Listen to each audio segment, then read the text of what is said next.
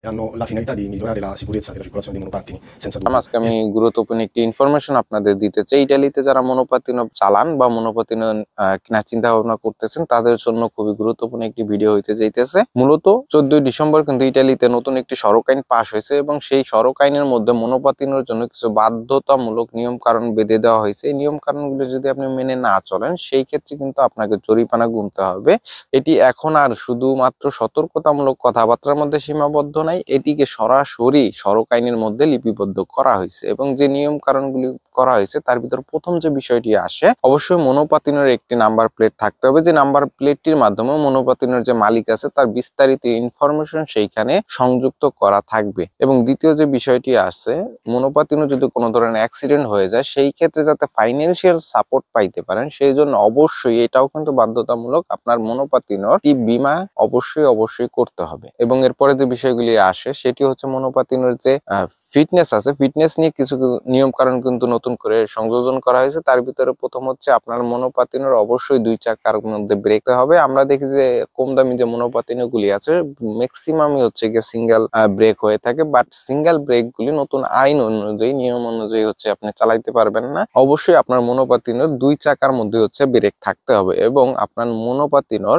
অবশ্যই light indicator থাকতে হবে, দিক নির্দেশক থাকতে হবে, আপনি ডানে যাবেন না বামে যাবেন অবশ্যই এই বিষয়টি কিন্তু মনোপাতিনোতে অবশ্যই থাকতে হবে, এটি বাধ্যতামূলক। এবং হাইওয়েতে মনোপাতিনো চালানোর ক্ষেত্রে স্পিড লিমিট কিন্তু করে দিছে। স্পিড লিমিট হচ্ছে সর্বোচ্চ 50 কিলোমিটার। তবে কম দামি যে মনোপাতিনো গুলি আছে এগুলো সর্বোচ্চ লিমিট দেখা যায় যে 20, 25, 35 পর্যন্ত হয়ে থাকে। কিছু দামি মনোপাতিনো আছে যার স্পিড 80, 90 পর্যন্ত উঠে থাকে। বাট আপনি নতুন আইন অনুযায়ী মনোপাতিনো গুলি চালাইতে পারবেন না। তারা যদি আপনার মনোপাতিনো স্পিড মেজারমেন্ট করে সেই ক্ষেত্রে কিন্তু এই ওভার স্পিডিং এর কারণে কিন্তু আপনাকে অবশ্যই জরিমানা গুনতে হবে। এই বিষয়গুলি কিন্তু হচ্ছে বাধ্যতামূলক। আমরা অন্যান্য দেশের অভিবাসীরা ইটালিতে যারা বসবাস করি বেশিরভাগ ক্ষেত্রে কিন্তু আমরা রোডের যে রুলস বা নিয়মগুলি আছে এগুলি কিন্তু আমরা মেনে চলি না। মনোপাতিনে কিন্তু পথচারীর চলার যে রোড আছে এই রোড দিয়ে কিন্তু আমরা চালাই, সেই ক্ষেত্রে কিন্তু এই নিয়মটা এখন আর ভঙ্গ করা যাবে না। দেখেন যে ইটালিতে অনওয়ে যে রোড আছে সেই অনওয়ে রোডের ক্ষেত্রে কিন্তু একমুখী গাড়ি চলাচল করে, কিন্তু আমরা যখন মনোপাতিনো নিয়ে চলাফেরা করি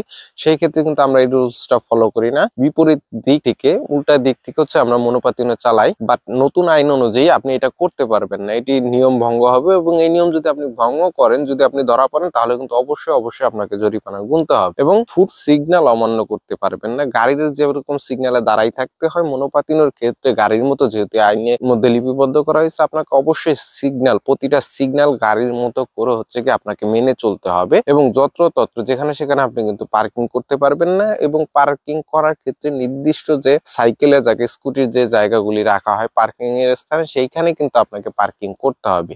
আমরা দেখা যায় যে ইটালিতে চলাফেরা করি বাস ট্রেনে, তখন দেখি যে বেশিরভাগ সময় আমরা টিকিট কিন্তু কাটি না, কিন্তু যেদিন চেকিং আসে অবশ্যই কিন্তু আমাদের জরিমানা দিতে হয়, কারণ এটি তাদের আইন ভঙ্গ করার কিন্তু কোনো নিয়ম নাই।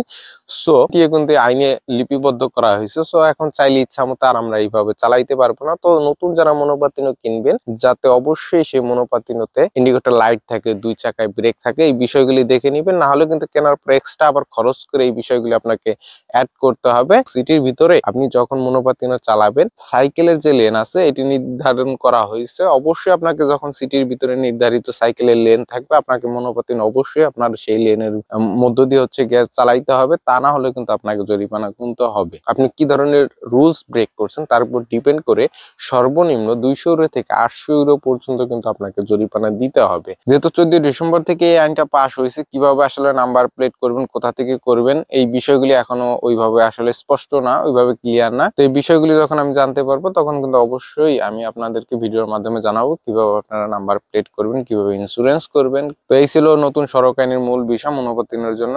আমি শরীফুল আজকে এখানে বিদায় নিয়ে নিচ্ছি। সকলে ভালো থাকবেন। আল্লাহ হাফেজ।